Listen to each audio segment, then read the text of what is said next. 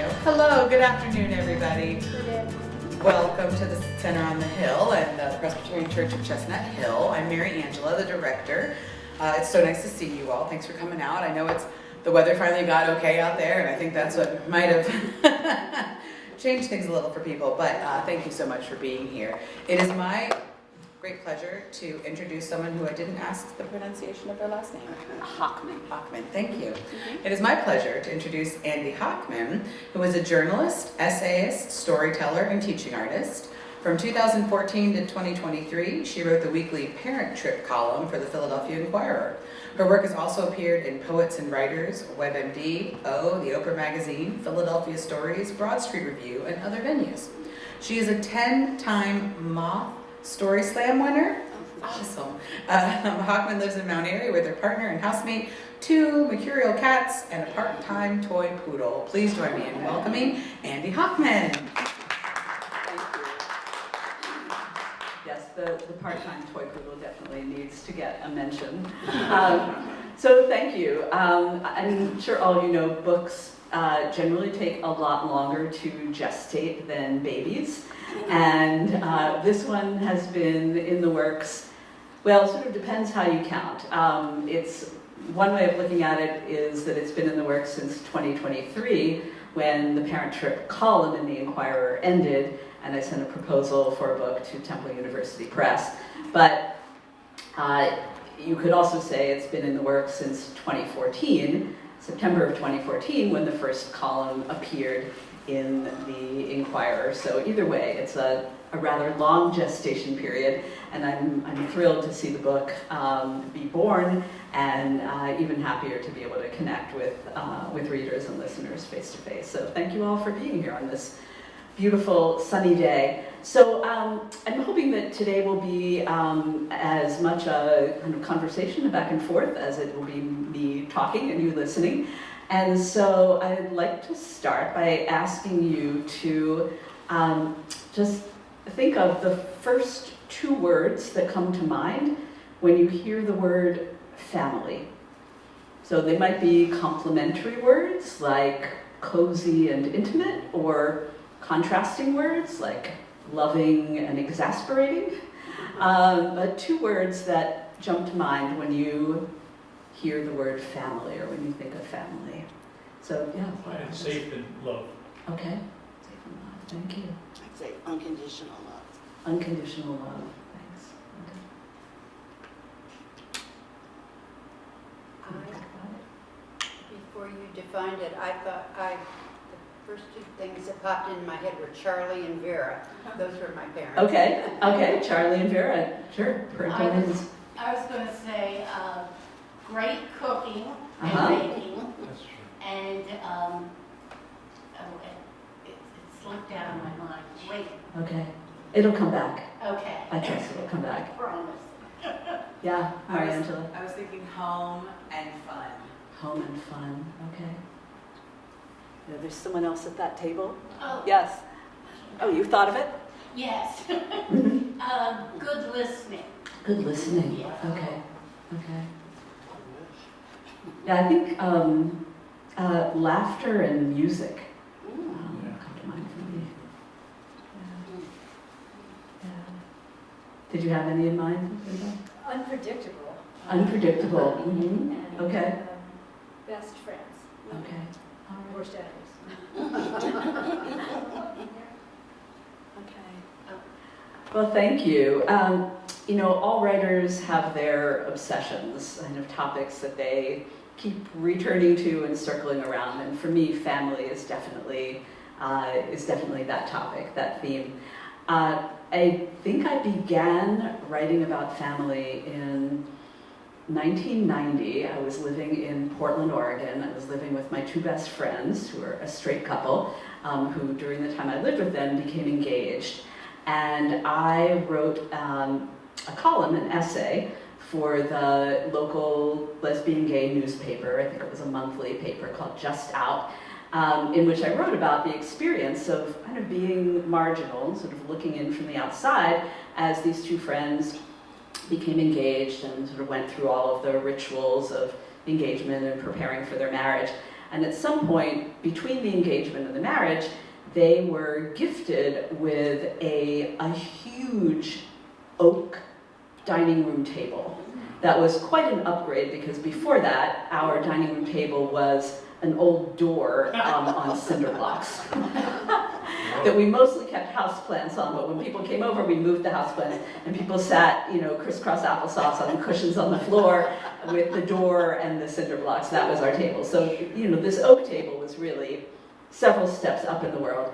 But it also struck me as an emblem of, the history and the heft and the approval that society grants to traditional relationships, and by contrast, the sense of marginalization and exclusion that I felt. So that's what the column was about. You write things and you never know what will happen. Sometimes nothing happens, and sometimes it's like throwing a pebble in the pond and unexpected ripples happen. And that's what went on in this case. So after that column appeared, I got a call from a woman who ran a very small press in Portland called the Eighth Mountain Press. It was essentially a one-person operation. She was everything, editor, publisher, bookkeeper, admin help. She did it all. And she wanted to have a conversation with me about whether that column, whether I had other things to say about non-traditional family forms, and whether that column might possibly be the seed of a book. So we had a long conversation about it that ended with me saying, yes, I think maybe that could be the seed of a book, and she said the same. I then spent the next 4 years interviewing women of all ages, backgrounds, family configurations about the ways that they were creating family outside of conventional norms. For instance, I talked to women, there's a section in the book that became, women who were deliberately choosing to remain single. Not single by default, but single by choice.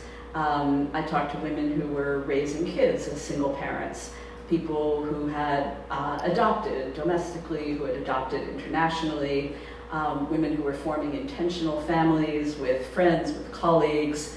And then throughout, I wove my own story. I was then in my late 20s, mid to late 20s, and trying to answer the essential questions about family. Will I have a partner? Who will be my partner? Do I want children? Who will be my people when I face illness or crisis, or when I have something to celebrate? That book came out in 1994. It's called Everyday Acts and Small Subversions. And meanwhile, of course, the world kept turning, things changed. In 2004, Massachusetts became the first state to establish marriage equality. Forms of assisted reproduction, sperm banking, egg freezing, in vitro fertilization became more accessible, at least if you had really good health insurance or money to pay for it. There were more single parents by choice. There were more gay and lesbian couples and singles raising children. I remember reading articles about the baby boom during that time.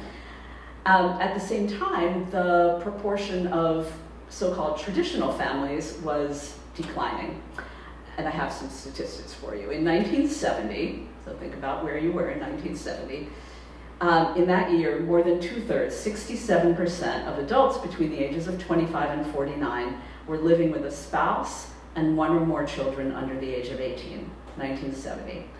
Fast forward 50 years later, 2021, just 37% of adults in that age bracket were living in a configuration that looked like that is with a spouse and one or more children under 18. So what was rising were unmarried couples having children, whether they were heterosexual or gay or lesbian, single parents raising children, people marrying later. The number of interracial and inter-ethnic marriages was also on the rise. And I'm sure these changes are not a newsflash to you. You live in the world, you've seen them, maybe even in your own families. And so I'm curious, when you think about your own families of origin, the families you grew up in, the families you created as adults, and if you have children, the families they are creating, what are some of the differences you have seen over 3 generations? If you think about your grandparents, your grandparents, your kids, what have you seen kids are change? 27 and 30, and my son and his longtime partner have completely ruled out children, and well, she's completely ruled out marriage, and my son would get married if she wanted to get married, but they place no value on marriage, and no children. And then my daughter is single, and she's very reluctant to bring children into this world, and is not actively seeking a partner. Maybe she socializes, but she's not actively seeking a partner. And I see a lot of my nieces, and not so much my nephews, but my nieces, which I have many, not really interested in getting married. Some of them are interested in having children, but not really interested. And I don't know, this is also interesting in my family, this generation, sexually, the men are, I think, all straight, and pretty much all of the girls are bisexual. And I have one former nephew who's trans, so they're much more, just much more open to their identity, and also their concept of family. When I got married, which was 37 years ago, in 1988, we came from a religious family, and we lived together in another country, because my parents could not acknowledge it to their friends. And, we never thought we weren't going to get married, when, after like the requisite 3 years, whatever, we were going to get married. And that was almost everyone I know. And in fact, around the years of being 25 and 26, which seems incredibly young to me now, the majority of my friends got married. It was like a wedding every other month. So it's different now. Yeah. Those are a lot of changes. Did any of those changes, and I'm sorry, what's your name? Maria. Maria, did any of those things Maria mentioned kind of resonate for you? Have you seen those either in your own families or among people you know, the children of friends? You named a lot of things, disinterest in marriage, disinterest in children, or maybe interest in children, but not necessarily Fear of having marriage. children too, I think, is a real theme. Fear of bringing children into the world. And do you think that's because of the current state of the world? Absolutely. And I think even before this particular nightmare, I think even just the global warming situation was of concern to them, and then their difficulty, more difficult saving money in this economy, more difficult, professional advancement. And I feel like it's really much more difficult for this generation in so many ways.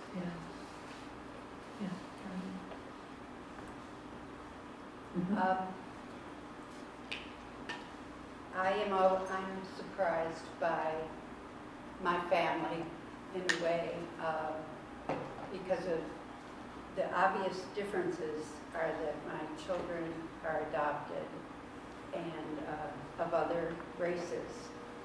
So I have I had quite a few African American children, and then now their families. So grandparents to many African American children, but also in the extended family, I have 2 great nieces who are lesbian. I have a grandson who, I don't know today how he would define himself. He first defined himself as non-gender, and he's a dad with a female partner. And it's just wonderful. Like you said, they're also free, to be who they are, and wonderful for me to experience differences through my nieces and nephews and children. So I have two granddaughters. One is at Spelman College. One is going to Spelman College. So just finding out about these wonderful schools and support for both African American women. And I don't know, it's great. I love it. It's not a boring family. Yeah, I've definitely, I mean, all of the things that you've both said really resonate. You know, I've seen those in my own family. You know, in my generation of my family, I was definitely the pioneer when I came out and, you know, sort of pushed all those doors open and, you know, stretched everybody's comfort zone. And then, you know, among my younger cousins, so my cousins who are of the generation of my daughter, one cousin came out as gay during college, and another one is lesbian, and you know, they actually have thanked me for, you know, for being the pioneer, for, you know, pushing the doors open, and you know, I've seen how different their experience has been, you know, in terms of the extended families, including the older generations, really rapid embrace, which was quite different than my experience in 1987. But I'm thrilled that that they've had an easier time of it, and certainly there were prior generations that paved the way for mine. But yeah, definitely a looseness in both in terms of identity, gender identity, and sexual orientation. A real recognition of fluidity about that over the lifespan, and and in terms of how family is defined and formed. Any other things that folks have noticed? Yeah, Maria Angela. Oh, the microphone, absolutely. Yes. Sorry. Yeah. I was just going to say, so my generation and my family, we're all married. It's myself and my brother and my sister, but we're from a family of divorce, multiple divorces, which at that time was so scandalous for my mother. And I remember her telling us that growing up, where it was like, whatever you do when you decide to marry, like, don't do this, because I've been married 3 times, and this is how this ripple that we protect. But I got these great half siblings. Like, what are you talking about? My family's great. And we all now are married, and we have been, all of us, married for a very long time collectively, which I always thought was really interesting, because I don't know if we all took to heart, like, we're going to wait. We all married older. We were all in our 30s, late 30s, before we decided to get married. And I saw that shift, and I think that might have come from her being like, this is, not that she regretted the divorces that needed to happen, but, that she took so much from her family and that generation ahead of her for being the one to be like, I'm going to leave this situation and make this other family. And I was like, you can't do that. And she's like, but I can. And now here we are, the next. And that has definitely stuck with me as like, wow, you all came up through, family looked very different for my mom versus me versus. Yeah. So by 2014, I was living here in Philadelphia. My partner and I moved from Portland to Philly. We did a lot of switchbacking, but we really landed in 1999 and bought our house. And by 2014, I had been writing features for the Philadelphia Inquirer for quite some time, including a lot of features around topics of family. I'd written about foster care, about adoption, about families with parents who were trans. And an editor, who's no longer at the Inquirer, Kathy Rubin, called me one day and said, just wondering if you might have any interest in writing a weekly feature about new parents, all the different ways there are to become a family. And it took me, a nanosecond to say, yes, I would love to do that. A really clever copy editor came up with the title Parent Trip, kind of playing on the old movie Parent Trap. And I began writing the column, as I said, in 2014, wrote it for almost 10 years. And when the column ended, I really wanted at least some of the work to have an ongoing life. So I sent a proposal to Temple University Press. They said yes. And I was thinking very much about the the structure of my first book, Everyday Acts, which included both interviews, profiles, and then kind of as a through line, my own story. And that's kind of the way Parent Trip is structured. So when I began, after the press said yes and we signed on the dotted line, I reread all 468 columns. So that's what it was. 9 years, 52 weeks in a year, never missed a week, 468 columns. And I began organizing them. Each one got its own index card. I had this elaborate coding system involving many highlighter pens and made little piles all over my office because I didn't want to group them in kind of the obvious ways. So I knew there wasn't going to be a section on single parents or a section on families with gay or lesbian parents. I was more interested in themes that resonated across all different kinds of families. So for instance, there's a section on new parent stories that have to do with sickness and health.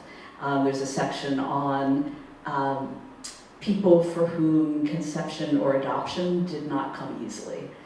People who endured multiple setbacks, pursued parenthood at great financial and emotional expense. There's a section on stories having to do with naming, how and why they named the kids what they named them, and conversely, what the kids call their parents, and the stories behind that. Some of the stories that resonated the most, and in a few cases really sparked a kind of yearning in me, were stories that ended up in a section called "It Takes a Village," which is, of course, a common phrase, a bit cliched, but like all cliches, has a kernel of truth. And I was really interested in the ways that people cobbled together intentional families of support in raising their children. So that section ended up including one story of a couple raising their grandchild, a single woman who had a very intentional group of friends who helped her through the process of choosing a sperm donor, trying to become pregnant, and now raising the child. And then the story of a 3-generation household in Mount Airy. But first, I'm going to read you the preface of the book.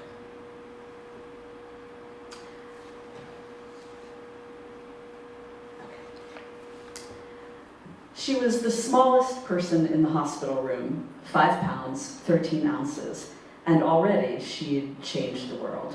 At least, she'd changed our world. In that instant, on a chilly January Sunday more than 24 years ago, my partner and I became parents. If there's a single word to capture our trajectory since then, and even before that moment, from the time Elisa and I agreed to try to bring a baby into our lives, it would be unpredictable. That word echoed again and again in the weekly parent trip profiles I wrote for the Philadelphia Inquirer between 2014 and 2023, 42 of which I selected for this book. No matter which path you pursue, conception, adoption, family blending, the journey toward parenthood is cobbled with questions.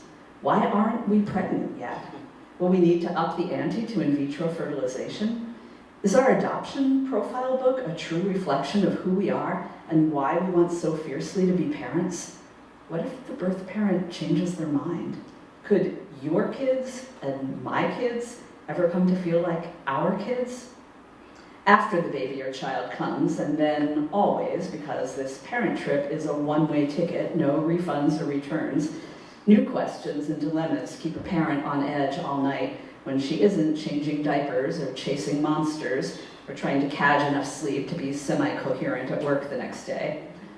When I began writing The Parent Trip, my own daughter was an adolescent, but her infant days were still so palpable.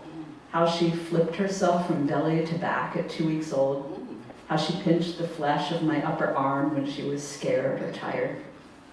My body remembered the weariness and astonishment of pacing the kitchen floor at dawn, sun shuffling above the tree line, the damp weight of a sleeping child in my arms. I also remember being surrounded by images of parenthood that never quite mirrored my own life. They were everywhere, on billboards, ads for infant formula, television commercials, heterosexual couples, typically young, usually white, cue the lullaby music, with a blissfully sleeping infant who looked a bit like both of them. But I craved stories about the multiplicity of ways to make and navigate a family, accounts and images of parenthood that were varied, unsentimental, raw, and real. When I started the column at the invitation of an Inquirer editor who knew my predilection for writing about family life, those were the stories I chased. And thanks to hundreds of people who wedged a 90-minute interview into their hectic days, often at 8:30 or 9 p.m., when the kids were finally asleep, I was privileged to hear and tell those tales. Parent trip families came my way through midwives, doulas, birth centers, pediatricians, hospitals, and adoption agencies, through online bulletin boards at churches, synagogues, and mosques, through advocacy groups like the Nationality Services Center and Philadelphia Family Pride. Parents I profiled would point me to others. You gotta talk to my sister-in-law, my acupuncturist, my neighbors. I followed every lead, determined to cast the circle wide.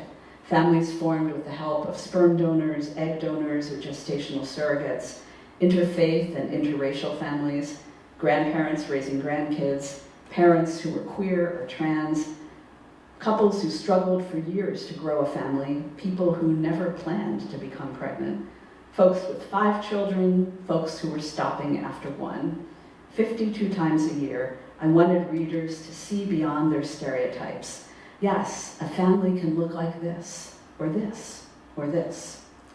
During the interviews, conducted by phone, not Zoom, so no one had to worry about tidying the living room or nursing an infant as we spoke, I always started by asking couples how they met, the origin point of parenthood stories, after all. I queried single folks about when they had first wanted to have kids and how they decided to do that on their own. I asked about pregnancy tests and home studies, about their first glimpse in the delivery room or the caseworker's office, or via the blurred photograph of a toddler in an orphanage across the world. I asked about the most harrowing moments of their days. I asked what they were learning from their kids. You could distill every parent trip story to a bumper sticker. These people weren't parents, then the kid came, and they were. But the texture, the novelty lay in the details. The baby born in a self-driving Tesla, the couple who'd known each other since kindergarten, the woman who fell in love with one man as she was pursuing pregnancy with the donated sperm of another. Sometimes the parents and I laughed together on the phone, allies in the absurdity of it all. Other times, a voice would quaver. Occasionally, there were tears. The folks I interviewed disclosed parts of parenthood that don't typically make prime time. Their crushed hopes after the 11th negative pregnancy test. The foster child who left just when he was starting to say mommy. I heard about miscarriages and stillbirths, adoptions that fell through, months-long stays in the NICU with a preterm infant too fragile to hold. I talked to folks who painted nurseries, built cribs, and never got to bring the baby home. I felt moved by these strangers' trust and candor. One woman said she believed her diagnosis of bipolar illness meant she could never have kids. Then she found a psychiatrist who prescribed medication that was safe for her and her fetus.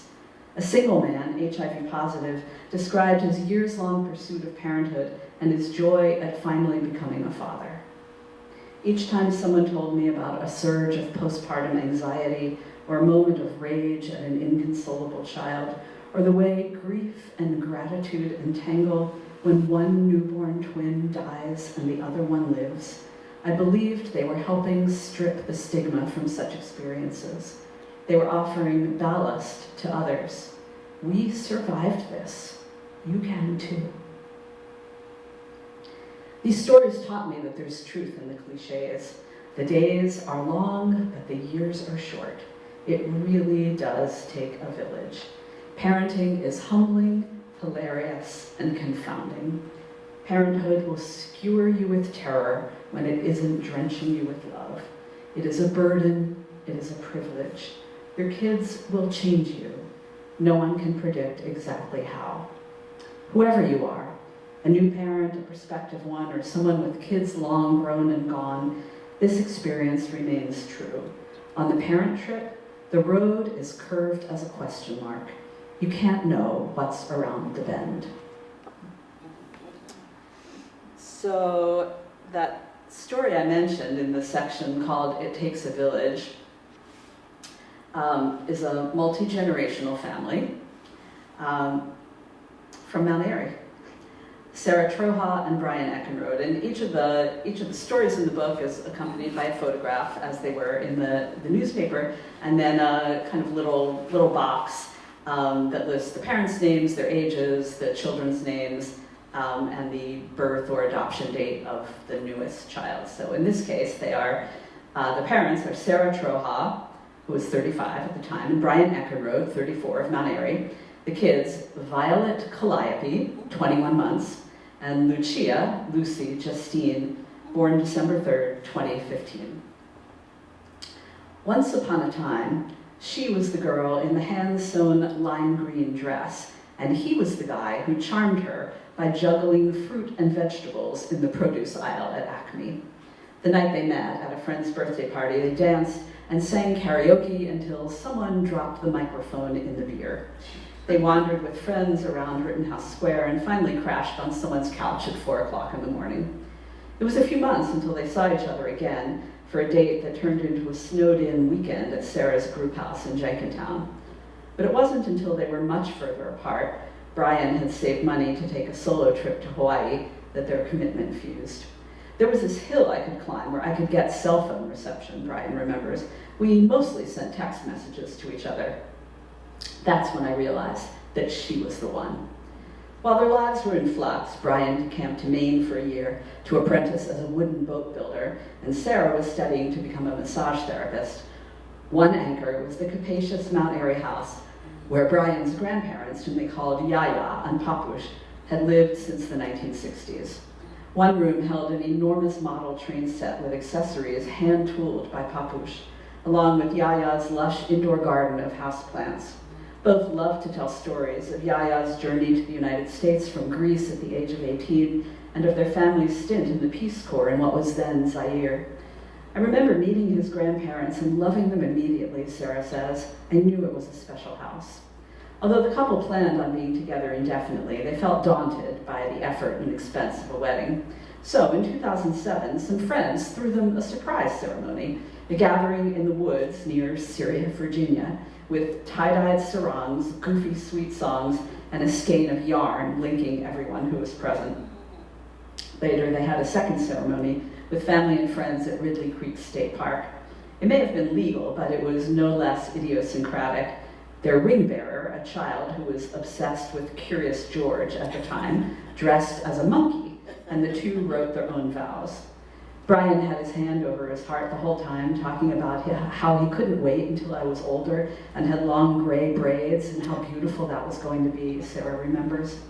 But there was an aching gap in the ring of relatives. Both our moms had passed away, Sarah says. For me especially, I felt that void in my life because of not having a mother there. It was very important to me to have solid family around. Still, they weren't quite ready to enlarge the circle with children. They lived for a while in a group house, paying $107 in rent apiece, then moved to a snug Mount Airy row home in 2010. Their careers, Brian was a plumber, Sarah a massage therapist and yoga teacher, felt more solid. It was time. According to their calendars, perhaps, but not according to their bodies. Months passed. They sought testing and treatment at a fertility clinic. Sarah took Clomid, had acupuncture, and swallowed herbs that were supposed to promote conception. After her 5th round of Clomid, the fertility doctor ventured a smile, and suddenly their 700 square foot love nest felt too small. Papush had died, and Brian's aunt and uncle, who had lived in the family home for a decade, decided to move. Brian's father was living in the carriage house on the property, along with Brian's nieces. The 3rd floor was a separate rentable apartment. It was amazing how it all aligned, Sarah remembers. It was perfect timing for us to move in. We'd be near Yaya and Brian's dad. We'd have the top floor to have friends move in. Yaya was overjoyed. As Sarah's pregnancy progressed, she'd kiss her swelling belly, exulting, "You're so beautiful, you're made to have a baby." The couple was hoping for a natural, unmedicated birth, but Violet was resolute, and after 36 hours of labor and an attempt at suction, she was born via cesarean. She had some little bruises. Her head was cone-shaped. I remember thinking, it looks like she got in a fight, Sarah recalls. Once they were back in the Mount Airy compound, family became their cushion. Yaya sang Greek lullabies. Brian's dad, a retired auto mechanic, kept their 1998 Honda in humming condition. Brian's nieces and his sister, also now living in the carriage house, were delighted to help with the baby. When Violet was 7 months old, Sarah felt a familiar queasiness. She was stunned to be pregnant again, and although she was determined to keep nursing Violet, she chafed at having a flailing little person all over me for hours a day. But Yaya, once again, was thrilled. "You're filling the house with babies." This birth was the opposite of Sarah's first. Lucia came in under 2 hours, a leisurely trip to Einstein Medical Center, Montgomery, a few strong contractions, and there she was, pinkish gold and perfectly content. I felt like it was my reward, Sarah says. Once upon a time, they were the people who fantasized about a communal life somewhere in the woods. But this, Sarah says, is how the grown-ups do it. She might be nursing Lucy while Violet taps on the door that separates Yaya's kitchen from their own. Maybe the smell of baklava or avgamamenu egg lemon soup wafts through. Brian's dad might be taking their border collie Pepper for his twice-daily walk. This is the life they want their daughters to know. Pop up in the carriage house along with their aunt and cousins, the babysitter renting the 3rd floor apartment. Yaya, now 87, still playing the piano and telling stories. Someone who loves them behind every door.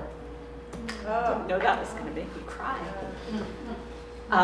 When Kathy Rubin was editing Parent Trip, I would know that I'd hit a nerve when she would send me an email saying, and it was always in parentheses, crying, ... close parentheses. And there were a number, I mean, Kathy has a similar temperament, there were a number of Parent Trip stories that prompted the crying, parentheses, ... As I was grouping the columns, as I said, with the index card piles all over the floor, I realized that there were stories that fell into a category that I ended up calling "No Time Like the Present," and that is the last section in the book. This is the essay that opens it. No time like the present. We loll in bed, a scrum of sheets that smell of sour milk. It's possible I have worn these pajamas for 3 days. Elisa's nipples are cracked from nursing. She still winces when she climbs the stairs. The cats have taken to sleeping in the cradle, no matter, because the baby sleeps with us, or more accurately, doesn't sleep. We have been parents for less than a week. The phone rings, and I fish it from beneath the quilt among creased sections of last Sunday's New York Times. For some reason, the handset is sticky. The caller is a colleague, a journalist whose kids are college age. She has advice. Savor it, she says.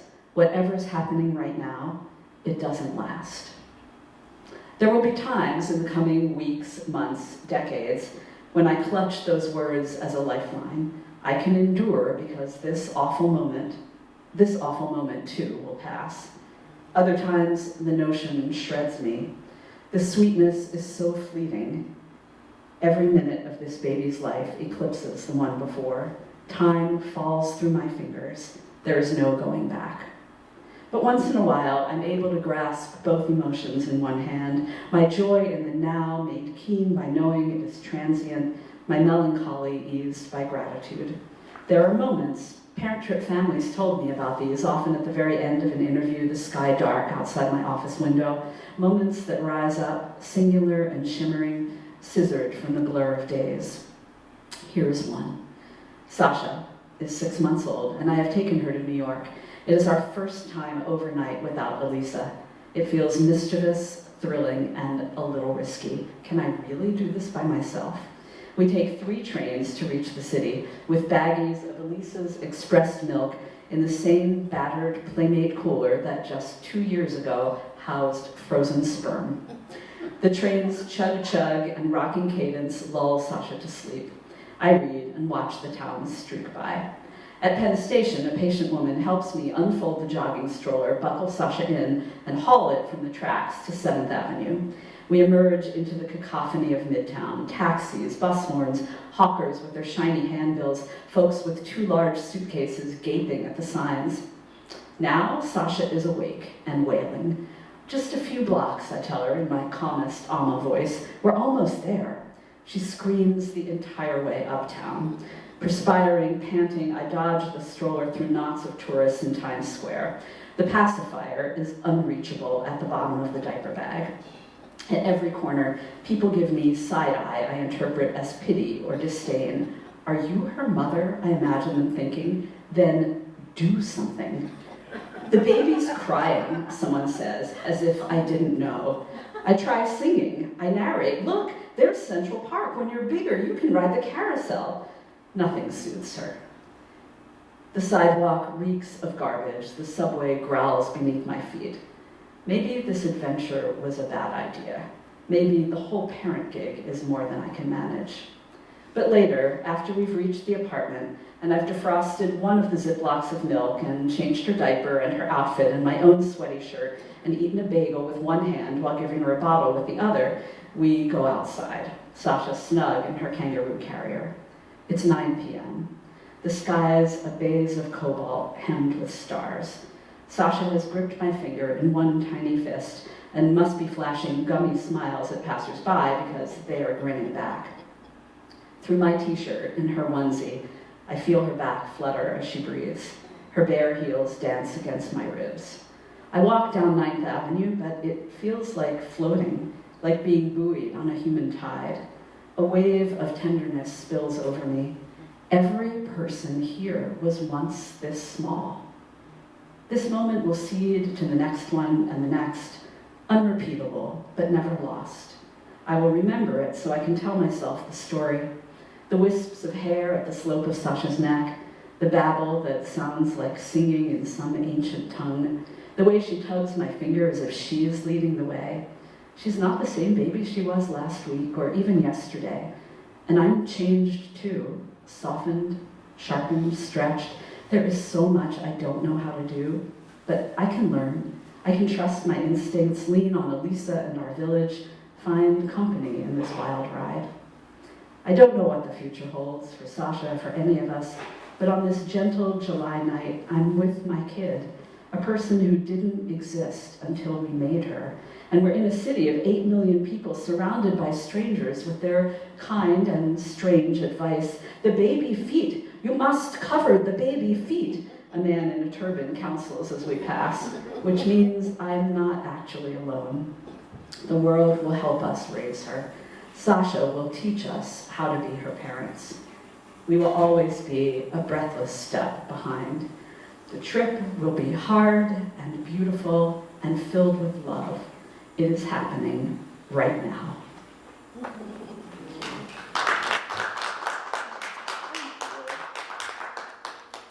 So I'm happy to answer any questions that you have about the book or other writing that I do or anything that's on your minds. Yeah. How did you find all these different families? I mean, I would assume once the column got going, people might reach out to you, but until then, how did you, were they people you knew? Yeah, so at the very beginning, so I had a little bit of an on-ramp, a lead time. I think we had the conversation with the editor maybe in June or July, and the first column was going to appear in September. So I basically laid out a carpet of emails to midwives, pediatricians, doulas, adoption agencies. I said, I'm going to be starting this column in the Inquirer. I want to talk to parents, single, coupled, older, younger, all kinds of parenthood stories. And here's the email. There was we set up an email box at the Inquirer, parents@inquirer.com. And then once the column began, every column included kind of a little box saying, if you've become a parent recently and want to share your story, email this. So we started to get emails there. And then for the entire run of the column, those 9 years, maybe twice or so a year, I would send out a new, round of emails. And I continually try to expand that circle, grow that circle, particularly with regard to racial and ethnic diversity. So I reached out to mosques, to churches of various faiths and ethnicities, to places like the Nationality Services Center. There's a doula group in Camden that works primarily with Black and brown mothers. There's a Philadelphia doula collective. So, I kept a running list of all kinds of places that might be able to refer me. And then, I would get calls from individuals. There was one friend who I gave, the gold star for parent trip referrals. She just knows a lot of people. So people would refer their former students, their neighbors. As I said, one woman said, you've got to talk to my acupuncturist. And then, some people would self-refer. The baby I referred to that was born in the self-driving Tesla, those folks sent me an email and said, you probably haven't heard a story like this. And it was true, I hadn't. There were several over 9 years of babies born in, very hasty and unexpected ways. So one that was born at the bottom of the staircase in the family's home. They were on their way to the hospital, but didn't quite get past the stairs. And one born in the truck, parked in the driveway, hadn't yet left to go to the hospital, and then this one in the self-driving Tesla. Although I have to say, when I asked the man in the family, did you really not have either hand on the wheel? He said, no. I had my left hand on the wheel, and with my right hand I was patting my wife's back. So, and the baby was born in the front seat of the Tesla while their 3-year-old was in the back. They were planning to drop the 3-year-old at daycare, but clearly there was not time for that. So the mom said to me later, our 3-year-old is going to think this is how babies get born in the front seat of cars on the way to the hospital. Some people would refer themselves.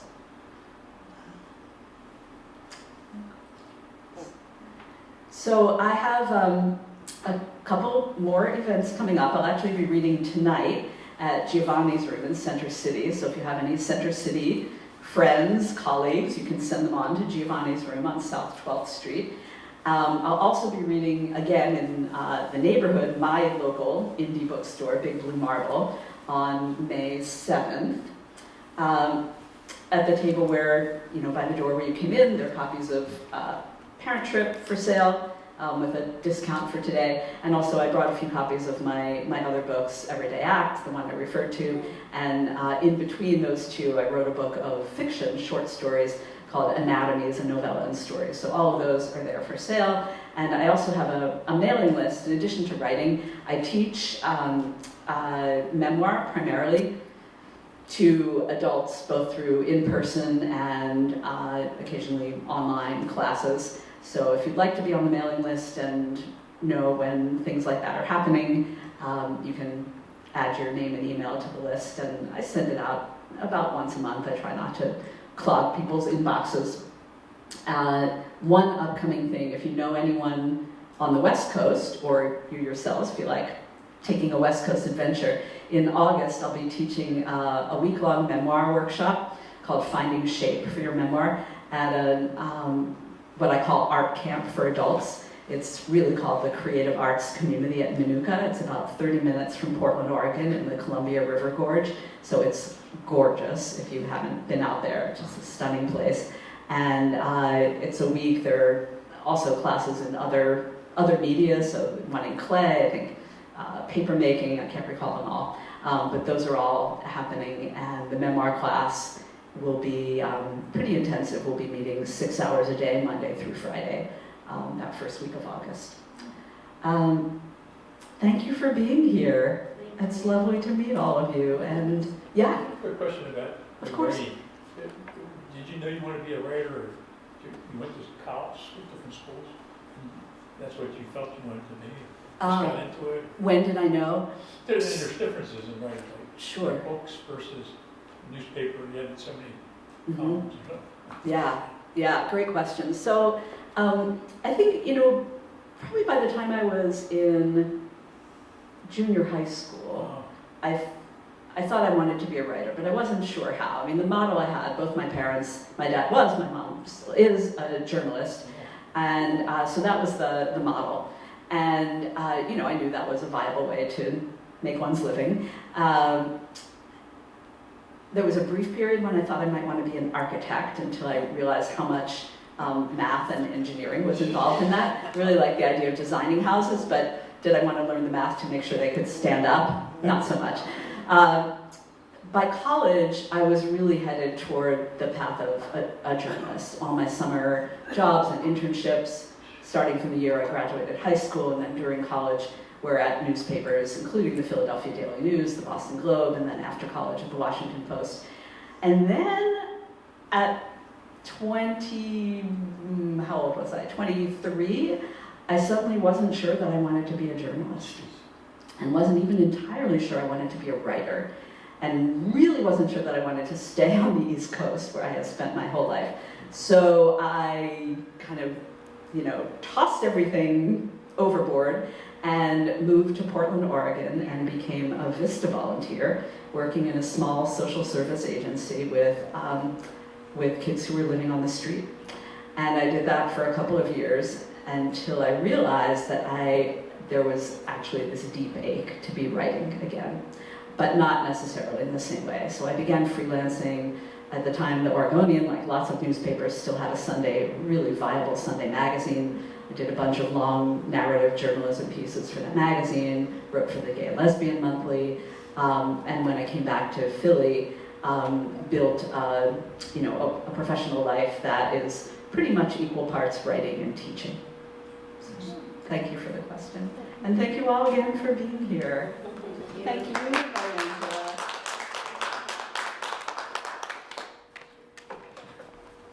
Thank you so much, everybody, for being here. Do join us next month on the second Thursday.